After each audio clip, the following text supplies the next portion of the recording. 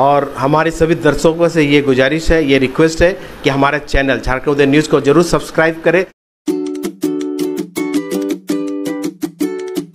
सहज होना बहुत मुश्किल होता है कि हम सहज हो सकें और गुस्से को नियंत्रित कर सकें, दूसरे को हम जो एक शब्द है we the people of India, हम भारत के लोग, तो बड़ा साधारण शब्द लगता है कि हम भारत के लोग, लेकिन हमारे संविधान निर्माताओं ने, चाहे बाबा साहब हों या मरांगों के जयपाल सिंह मुंडा जी हों, 298 जो लोग थे वहां हमारे पुरखे बैठे हुए, तो भारत के संविधान की प्रस्तावना की शुरुआत जो की है हम सब से की है, हम भारत के लोग।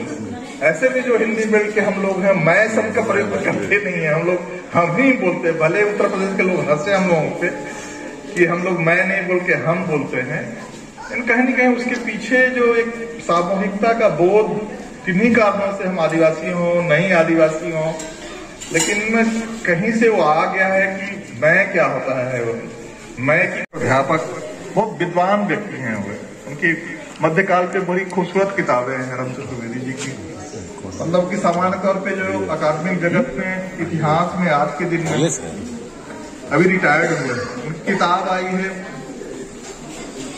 चतुर्वेदियों पे, कहाँ के चतुर्वेदियों के बारे में लिखा है।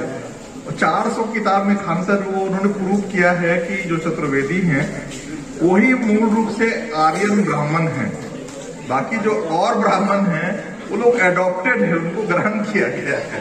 तो ये जो अदरनेस की जो फीलिंग है, दूसरे को अपने से कमतर समझने की फीलिंग है, ये अजब तरह का सामाजिक मनोविज्ञान है। वो हमारे समाज और हमारे परिसर और हमारे बिना सिखाए हुए हमको वो घृणा करना सिखाता है कि ये छोटा है, ये बड़ा है। तो प्रेम करना सीखना पड़ता है, और घृणा और क्रोध जो है वो हमारी पशु वृत्तियों में मूलतः शामिल है। इसलिए कबीर से लेकर आज तक अगर हम लोग याद कर रहे हैं कि ढाई आकर प्रेम का पढ़े तो पंडित हो, भले आप यूनिवर्सिटी में प्रोफेसर हों, सर बैठे हैं, प्रिंसिपल हो गए, कुलपति हो जाएं, आचार्य हो जाएं, कुछ भी हो जाएं, अगर वो प्रेम का भाव सबके प्रति। दूसरी बात मुझे भी इधर समझ में आ रही है, जो कुछ चीजें मैं पढ़ रहा हूँ, कि एक तो हम लोगों की सीमा रही है कि हम लोग सारी चीजों को मानव केंद्रित कर दिए हैं। हमारे जो संस्थागत धर्म भी जो है वो मानवों के ही सुख दुख की कल्पना करता है, और मानव के ही जन्म मृत्यु के चक्र से मृत्यु की वो मोक्ष की कामना करते रहता है। इसको एंथ्रोपोसेंट्रिक कहते हैं, मानव केंद्रित सारे दर्शन और सारे। अब जैसे ही मानव की श्रेष्ठता की आप कल्पना करते हैं या गढ़ते हैं कि मानव जो है सारे जीवों में श्रेष्ठ है, तो आप एक चेन रिएक्शन की शुरुआत करते हैं, फिर श्रेष्ठता और न्यूनता की हायरार्की बनने लगती है। फिर दुनिया भर में मानवों में कौन श्रेष्ठ हैं, तो गोरे लोग श्रेष्ठ हैं, उनसे थोड़ा सा कमतर येलो है, उनसे कम थोड़ा ब्राउन है, और ब्लैक तो बहुत सालों तक चिंपांजी और इंसान के बीच की चीज थे, वो तो इंसान ही नहीं थे। और औरतें तो चूंकि वो एडम के क्या पतली से बनी है, वो भी अभी ह्यूमन बीइंग में पूरी क्रिएट नहीं हुई है, इसलिए अमेरिका यूरोप में तो बहुत सालों तक उनको वोटिंग राइट ही नहीं था। तो ये जो अवधारणाएं हैं, जैसे ही आप मानव केंद्रित होते हैं और मानव को श्रेष्ठ घोषित करते हैं कि बाकी प्राणियों से वो श्रेष्ठ है, तो आप एक चेन रिएक्शन शुरुआत करते हैं जहां की हायरार्की शुरू होती है। उस हायरार्की को आप फिर रोक नहीं पाते, फिर जातियों में गोत्रों में, और वो चतुर्वेदी ज्यादा श्रेष्ठ है कि गौड़ ज्यादा श्रेष्ठ है कि सारस्वत ब्राह्मण ज्यादा श्रेष्ठ है, उसी में हमारा माथा छोड़ दीजिए धर्म की बात। तो ये रोकना होगा। अब इकोसॉफी करके एक नई फिलॉसफी, एक मॉडर्न फिलॉसफी आ रही चीज, हम लोग इसको ट्राइबल फिलॉसफी के तौर पे ला रहे हैं कि केवल ह्यूमन बीइंग ही क्यों, नॉन ह्यूमन बीइंग के साथ इक्वलिटी की बात क्यों नहीं कर रहे हैं। हम जीव जगत और वनस्पति जगत को भी, जैसे आदिवासी सबको बराबर देखते हैं, सबको सम्मान देते हैं, उस भाव में क्यों नहीं आए। ह्यूमन बीइंग हो या नॉन ह्यूमन बीइंग हो, जीव जंतु और वनस्पतियों तक में अगर हम सम्मान के बोध से देखेंगे, बराबरी का देखेंगे, तब वो समता का बोध सब कुछ में यूनिवर्सल हो पाएगा। तब हम किसी भी हायरार्की को खत्म कर पाएंगे। अदरनेस की जो बीज है, जो रूट्स है, उसमें हम मट्ठा डाल पाएंगे।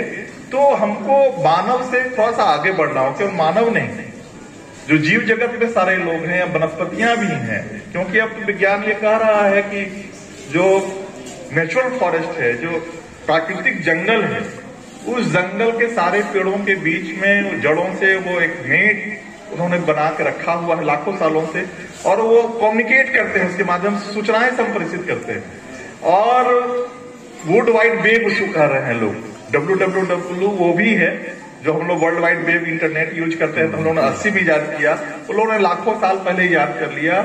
और केवल सूचनाएं संप्रेषित नहीं करते हैं, अगर कोई पेड़ कोई पौधा मर रहा होता है तो उसको न्यूट्रिएंट भी भेजते हैं। और हम लोग अपने को जो पूरे जगत पूरे ब्रह्मांड में सबसे चतुर प्राणी होमो सेपियंस हम लोग अपने को मानते हैं, आत्ममुक्त हैं, तो हम लोगों ने अभी तक उस इंटरनेट से खान पान और दवा भेजने का इजाद नहीं किया है। नहीं तो कोविड पीरियड में इतने लोग मरते नहीं।